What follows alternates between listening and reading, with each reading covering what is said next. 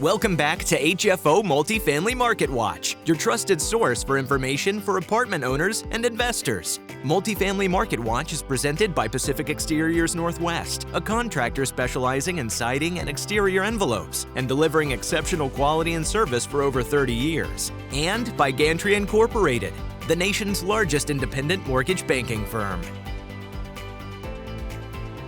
Welcome back to Multifamily Marketwatch. I'm Greg Frick, partner at HFO Investment Real Estate.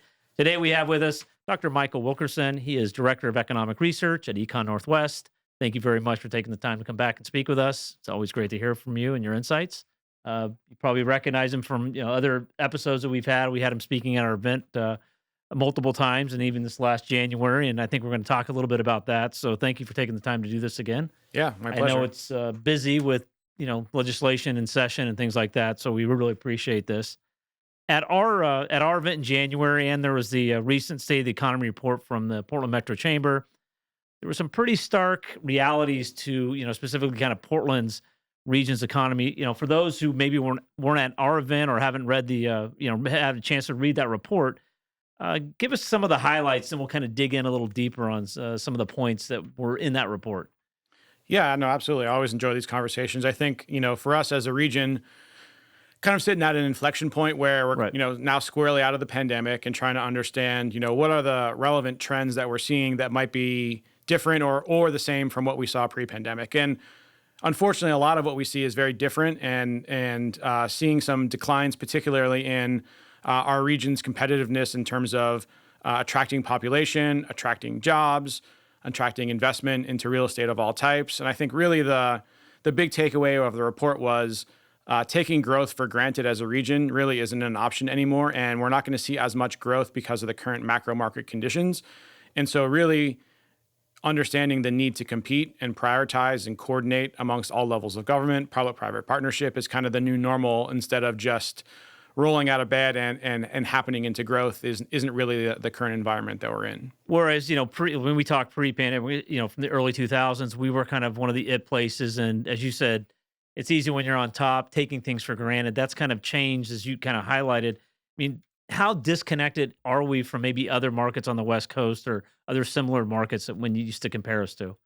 Yeah, so, part of the Portland Metro Chamber report is we do two things. We establish a set of peers. Those are 4 plus Seattle.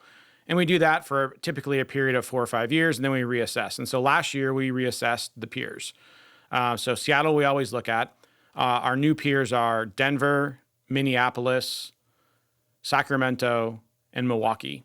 Okay. And Milwaukee's a new one, right? Is a new one. Yeah. Okay. Some of those are kind of retreads. We've looked at those. We bounce in and out of various groups. For a while, we were amongst the fastest growing places. So we were Nashville and Austin were our peers. Those days are long gone, unfortunately. And so we looked at those. And the other thing we typically look at is just, what's going on at the national trend. And what we found historically is, we're kind of middle of the pack for our peers. We're outperforming in some, underperforming in others. And nationally, the big takeaway is when the region, when the national economy is growing, our region grows more quickly, like clockwork, every time. Yes, right. And so that was the big takeaway coming out of last year was for the first time, we saw a slight underperformance. So going into this year was really about understanding how are we performing relative to our peers? And the answer is not good. And how are we performing relative to the U.S. was the big question. And every month this year, we have tracked our performance in terms of jobs relative to the top 50 metros. So our peers aren't really helpful because we're last. And so we've broadened that to the top 50 metros. And we're in the peer side, we're the last. So then you're looking, hey, if we're always this, do we expand, look at the top 50 metros, and where do we rank? Exactly. You're saying we're even on that list. It's not great. We're not 50th, so that's good. On total jobs, we've bounced between 48th, so third from worst, and 43rd. And at the end of the year, when we wrote the report, we were sitting at 45th. And so again, we are underperforming the U.S. and we think about our top 50 metros as not performing particularly well on the jobs front. So in terms of, when you're, just to give for people clarity on the peers, are you looking for similar size, similar kind of makeup? What kind of defines that as you're going every 4 years and redoing those? Yeah, we certainly want other metros that are of similar size. So we kind of use a filter of about 1.5 million up to 4 million. Okay. There's 50, maybe 60 some odd peers. And then from there, we're kind of looking at how quickly are they growing? what are the characteristics of their employment sector mix? What does housing affordability look like? We use a variety of metrics, and then we kind of use machine learning. Okay, it sounds complicated, but why do we do that? We take out kind of human bias. We just say, throw a bunch of data at it. See what comes. The algorithm will tell us you are most like these places. And so that's a common tool that you use now. And for us, so when we do that, we kind of revealed that these are the places that were most common. And then we always include Seattle. Got it. Just for regional, just because of the location. Yep. Yeah. So looking at the report, you guys are getting into it. What do you think is causing some of this disconnect in terms of where we are with peers and where we are nationally?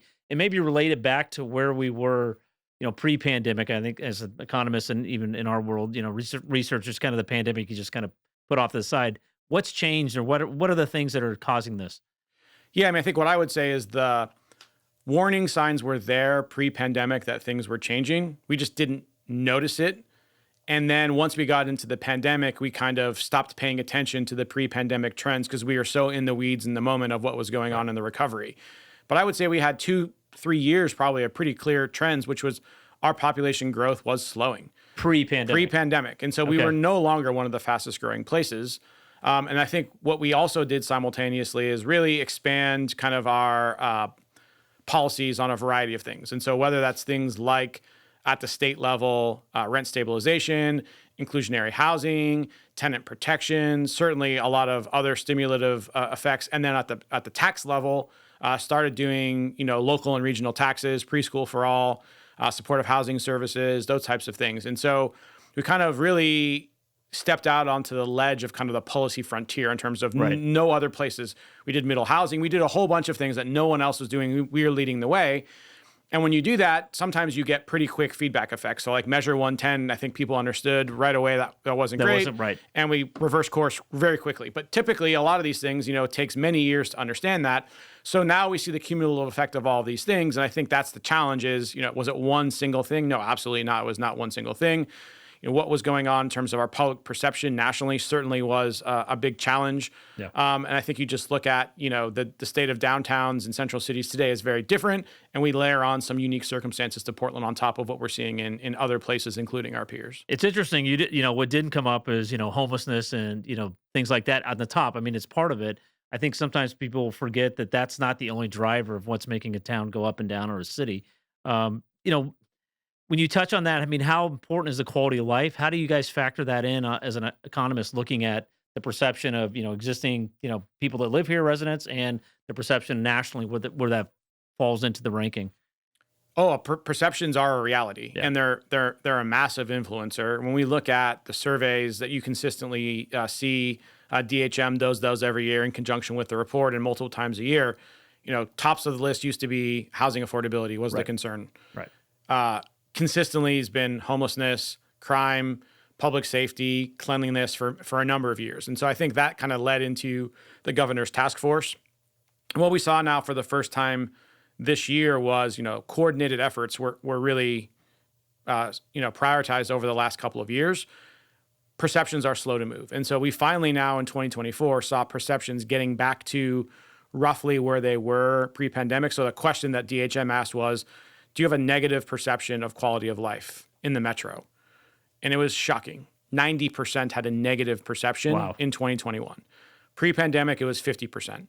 Today, we finally stepped back down to about 60%. So we're most of the way back to where we were, but not quite entirely there. That number I still think is unacceptably high for anyone to look at as a number. But in terms of improvement, we've seen, market improvement in conjunction with those concerted efforts that were made around homelessness, cleanliness, crime, et cetera. Yeah. Now, one thing you brought up was the population decline and job losses in the Portland market. While other cities are still growing. I mean, what are some of the other factors do you see? I mean, you highlighted some from a tax policy and some other policies. Maybe we can get into some of the details on those that you think are maybe driving, from job growth and, lack of immigration, but coming into the city that we were taking so, really didn't put much thought to it for 10, 15 years here. We just figured it would come no matter what, just because of how livable it is. But I think there's been a stark reality that there's policies do have effects. Yeah. So on the population front, I would say the one thing that wasn't top of mind and should have been, because it's been known for 2 decades, is demographic change. Right. And so when you look out at the number of people being born every year versus dying today, that's about 3,000 more people being born a year. You go back to 2007, 2008, it was 15,000. Okay. So we went from adding 15,000 people a year to 3,000. And that's every single year consistently stepping down. We knew that was going to be the case. This shouldn't have been a surprise. Right. And what we know now is we'll be soon at zero. And then we will be at negative. So then your only population growth is going to be immigration into the region. 100%. And so you look at places like Detroit, Buffalo, Cleveland, they're already negative. We are rapidly approaching. And so in the last 10 years, we are moving faster towards that than almost any other metro and are now very near that point. And so, yes, we're entirely reliant on in-migration. And what happened was for many decades pre-pandemic, more people moved to the region than moved out domestically. 2019, that was the case. 2020, and every year since has been the opposite. More people have domestically left the region than have moved, and that's been offset by international migration. But when we peel it back one layer, it's really each county has a very different trajectory. And so Clark County has continued to grow, strong in-migration for the rest of the country. Are they pulling immigration from the other counties in the metro? Primarily, yes. Primarily, okay, got it. So they're growing very little at this moment in time from the rest of the country. It's almost all of the growth in Clark County is from the 3 Oregon side of the metro. So where are those the group that was used to come here? Are they going to other metro areas? Is it opportunities in other metros? Where are you guys seeing the numbers? Are they ending up in Denver, Minneapolis, Sacramento, or is there other cities that seem to be tracking those? Yeah. So what I would say is the place where they are still coming from, which I think is important, is California. Yeah. So the number of Californians is roughly the same as it has been. So we haven't seen a reduction in people moving here from California. Where have they gone? It's everywhere. You can look at almost every single metro, and it's in the hundreds. It's hard to get an exact count, but it's not like there's one place in specific. They're in Florida, New York, everywhere. You can look on a map and see, few hundreds of people add up to thousands of people, domestically migrating out. Last year, we lost about 5,000 people to the rest of the country, just from domestic. Just from domestic. So it's interesting you brought up about Clark County, which is right across the river in the state of Washington. If you take out what they're getting from Oregon, they're also as an area not really growing with other domestic immigration. It's really coming from, you can say, kind of living off of I don't want to say doom, but living off what's happening here. That's where their population growth is coming. Historically, that wasn't always the case, right. But in the last several years, I think it has. And I think, one of those reasons is from a housing perspective, it's been more of a release valve, and more housing has been built, detached certainly there. Yes. And the difference now is in Clark County, the waterfront and other areas have seen a big increase in institutional investment of multifamily, and that was never the case there. And so you're seeing both those opportunities there, and I think that's why you're getting a disproportionate share of that growth. Then you throw on top the tax consequence, tax environment, et cetera. That's really a big change. And I think the last one is just the industries on the Oregon side. If we look at historically kind of our leading sectors and our leading firms within those sectors, Intel, Nike, OHSU are really struggling, right? And so that's all three. All three. And so when you look on the Washington side, they don't have that same challenge. And so they don't have that big headwind of their major employers, not growing or certainly on the decline. They have the opposite. Like Zoom Info is there and they're growing massively, and some other, relatively smaller companies for the region, not Intel, right? Intel is huge, are still growing. So that's some of the reason for the disparity in the employment growth. Now, I know it came up in the report, and it's been heard. It's kind of the urban doom loop or things like that. It's kind of put you in the paper quite a bit. Can you kind of explain kind of what that is for people that aren't really up to speed or maybe didn't get knee deep in some of this research? I mean, what it is, and then what you're trying to explain as you're throwing that out to people to kind of get them to wake up a little bit as to it's not where it was before. Yeah. So, I mean, the first thing I would say is, this isn't my term. I didn't come up with it. I think a lot of people assume like that was my contribution. What I would say is it was a part of the remarks. So when I delivered the State of the Economy presentation, that's a 40-minute presentation. It's very data deep. I said the words urban doom loop once. And that's what everybody jumped on. And so its share of voice in the media is large. And I understand why, because, as a concept, right, it's something we should be wary of. The contextualization of the report is, urban doom loops are negative feedback loops where you see decreases in demand. And we just talked a lot about the decrease in demand. What does it mean? It decreases revenue, particularly for the public sector. And then what happens? There's budget constraints. And we see this happening. And the fear is if we don't understand what's causing that to happen, it's going to continue to get worse. And then we're going to be back here and a year later and the budget's going to get worse. And we're not going to actually be able to identify that. And so the point of it wasn't to say we are in one or we're not in one. It's to say urban doom loops are a thing. They're bad. The fact that we're even discussing it is not good for the region. Places that are booming are not talking about urban doom loops. We are, because for us, it's kind of a cautionary tale. Hey, you should be aware of this. Oftentimes when you're in them, you don't know for many years later. And rather than waiting to see what happens, let's just get proactive and distance ourselves as much as we can from that as an outcome. Which you then brought up some of the issues of, like taxation and public services as a balance in terms of, as revenues are going down, but, taxing and taxation is one of the reasons that may be causing why we're not having immigration. How do you get that balance of, that's the hard thing I think with a lot of people when we talk to them about is, tax revenue is going down, but you've got to encourage businesses to come back and things like that, which may be giving tax breaks, giving incentives. That's a hard thing I think for a lot of people to come to grips with. But as you said, if we don't make some changes and we continue down this path, your revenues are going to continue to go down, which then you can't provide services. How does an economist and a researcher kind of try to explain that to somebody to look, more beyond just this year or next year? We've got, 5, 6, 10 decades in the future. Yeah, part of it, I think, gets back to, you can have a scarcity mindset, which is all I can do is live in this world and I just have to cut and right size things. Or you can adopt a growth mindset, which says we're going to have to make some really tough calls. And in the short run, we're going to be sacrificing some things for the benefit of others. But in making that calculated kind of trade-off, you can understand, okay, here's why we are doing this. Because we believe that in the future, this will cause a benefit, although that benefit may not be immediately seen is the challenge. And I think that's the challenge for all electeds is in this time of scarcity. It's like, well, we still need levels of service for public safety. Our roads are not in a great state of repair. Right. How do you make these trade-offs of, do we just maintain with Band-Aids or do we actually make some transformational change and really understand that in the long run, that growth is the answer to all of our problems. And the longer that we just sit and try to Band-Aid thing, we're not gonna get out of that cycle. And maintaining the way we are is really not maintaining. That's continuing down that path of going down. Like you said, growth is the only way to get out of this. Yeah, and I think the challenge that we face today is growth in aggregate is going to be a lot less going forward than it has been because of demographic change and the way that kind of globalization and the world economy is working. I don't think people understand that today, if we don't have immigration, our labor force is on the decline today. And it was last year and it was the year before. And so this notion that, we're going to grow demand, well, that's a policy choice around how much we want to really think about nationally at the immigration level.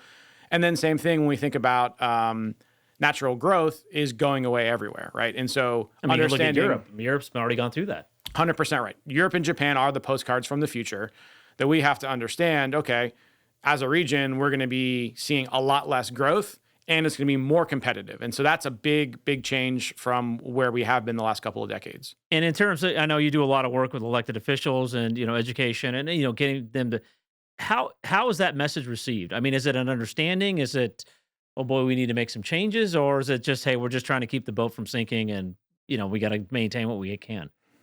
So, typically I would say, most of the electeds that, we're doing policy work for are, very responsive to the research. Right. They're engaged. They ask questions. They want to understand kind of the root causes. But what's unclear sometimes is what's the action that's coming from that. And what I would say is now we're seeing a lot more energy and heightened kind of urgency than I think we've seen previously. Now, obviously, we still need to have some action, but I think you're hearing a new level of urgency associated with acknowledging that, some of the data trends, and again, people like to focus on good or bad. It's not good or bad. They just are what they are. The trends are what the trends are. The trends are what they are. Right. So we can pretend and just tell good stories, or we can have hard conversations that, some things are really awesome in this region and other things aren't where we want them to be, and acknowledging that that's the case, and then talking about, what those trade-offs are going forward. And from the state standpoint, I think, as people realize that, the way the state's made up here, where, Portland is kind of the driver of the state, even as we're getting, Bend's doing well, some other spots are doing better. It's not the only one, but I'm hoping that in Salem, they understand that, without having a healthy, city of Portland, that's really reflects on the whole state. And maybe some of these policies can get pushed from the state level to the local, because I think sometimes the local legislators have a hard time because they're providing services as well. And then how do they fight that? Maybe they get some backstop with the state. Yeah, I think that's a big part of the outreach of the Metro Chamber and other organizations, Oregon Business and Industry, to really start to understand that to have a successful, thriving state economy, Portland needs to be thriving. And it's not to say other parts of the state aren't important, right? But I think it's historically, you look at the share of the population in Portland. Right. It has an outsized share of employment. On a productivity GDP perspective, has an outsized share. And this year we did a study for the chamber released in conjunction with the state of the economy that looked at estimating the tax revenue coming from the region. And again, it's outsized. And so, when you're thinking about an investment in the region, that benefits the rest of the state as well. And do you, from like some of the other, markets that you looked at comparing like Denver and, Sacramento's kind of different because of all the metros in the state of California. Does, Colorado support Denver? I'm going to say support, that's but kind of make sure that that's going, or would you see differences or how other states do policy, or how do you look at that? Well, Denver is an interesting circumstance, right? Because it's the capital. Right. And so here, there's sometimes this tension between what's going on in Salem, Denver sits smack dab in lower downtown or right down in the middle of there. And so the policymakers are there. But yeah, I think you always have this question around, what's the stance towards growth? Yeah. And some other parts of Colorado historically haven't really been proactive in planning for growth. Other parts have seen a lot of growth. But yeah, I think this is the question now for most places, which is what is the role of the kind of urban core in a regional economy? And the answer is it's very different post-pandemic than it was pre-pandemic. And every jurisdiction is trying to understand how to make that change. Denver's out in front doing a lot of things, as is Portland. And then I know there was also part of this about, kind of to our audience, the real estate investment attractiveness. There was a report where, again, we didn't rank anywhere near where we were before, kind of to the bottom. I mean, what are some of the factors that affect that? I mean, above and beyond what we kind of talked about, in terms of population growth, taxing and things like that. Yeah. So, I mean, when I think about the biggest headwind we face as a region, I think it's the perception of institutional capital and its interest in investing in new development in this region. And so the report you're referencing is the ULI Emerging Trends. Right. There's 81 markets. Okay. In 2017, we were number 3. And then you saw what happened after that. Lots of inflow of capital, the region and the city producing more multifamily housing than they ever have before. We dropped, early in the pandemic, I think largely due to the perception and the negative media national spotlight on Portland. We assumed which this we year, still are dealing with. I mean, we're still dealing with that, whatever you hangover or that perception. You still hear it when you go back east, you travel other places where capital is going to go, and you have to defend that it's not you what do. You saw. Yes. And I think what I would say is what the perception I think everywhere else is that maybe isn't as relevant anymore. And that's now even more unique to Portland than it was previously, right, because we dropped to 80th out of 81, only behind Hartford. And you look at the state of affairs on the ground, things are markedly better here. And yes, you can look at a lot of things and the indicators are better. The question is, why did it drop so much? And I think it's less about conditions worsening in Portland. I think it's the perception that other places are really starting to improve, whereas they see Portland as effectively Hartford. And if you look at new development in the last 2 decades in Hartford, it's 1/10 or less of what you have seen in Portland. Almost nothing is happening in and around downtown core and in some of the suburban areas, whereas Portland, obviously, for a moment in time, was one of the fastest growing places in the country. But in relative to other markets, we're seeing, the perception is we're not changing, but there's opportunity in other spots, and that's why you're seeing capital go to those other markets. Yep. So, in terms of, it's kind of a little bit of a grim report. I mean, do you see policy changing? Do you see, do you think we're heading that direction in terms of, looking at this, like you said, the demographics, numbers of the demographics, we've got to do some things differently for that. I mean, what are some of the things you could kind of point to as this is what another metropolitan area did that helped, or where do you kind of point people from a policy perspective to make some of these changes?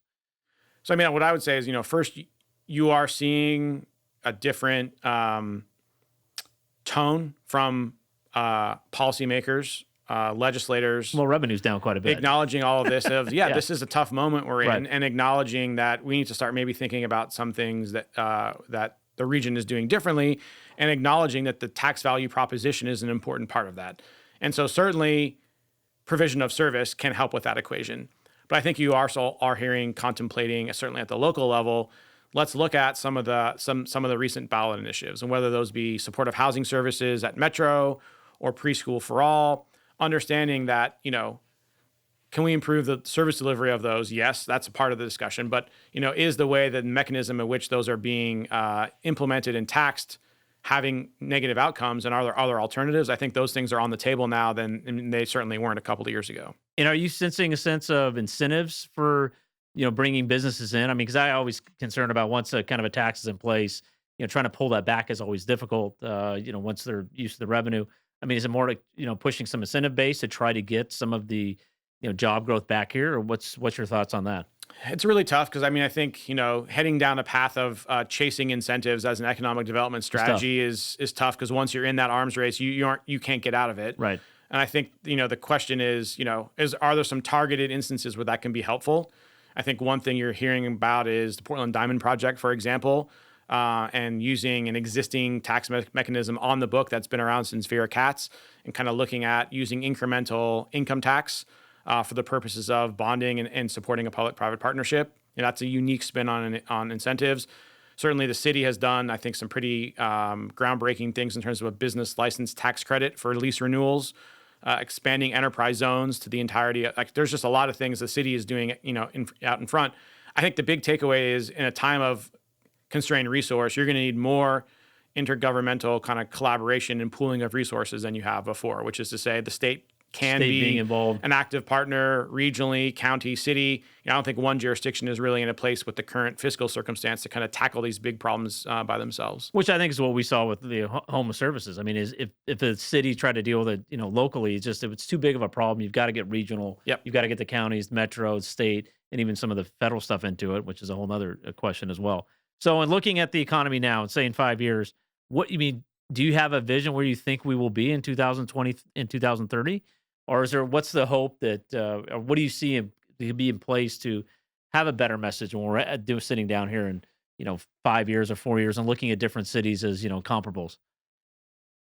Yeah, breaking out the crystal ball is always hard. I would say my crystal ball is very murky 5 years out. If I look out 20 years, I think I have a lot more probably confidence in kind of the big, slow-moving trends that are going to be a benefit to the region, namely, change in climate around the country. Right. You're already seeing the beginning of this with insurance costs driving up, and whether that's wildfire, flood, hurricane, whatever it might be.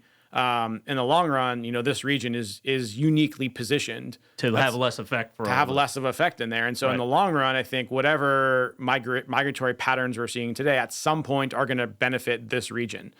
I think you look out 5 years, it's challenging because, the macro market right now is very uncertain.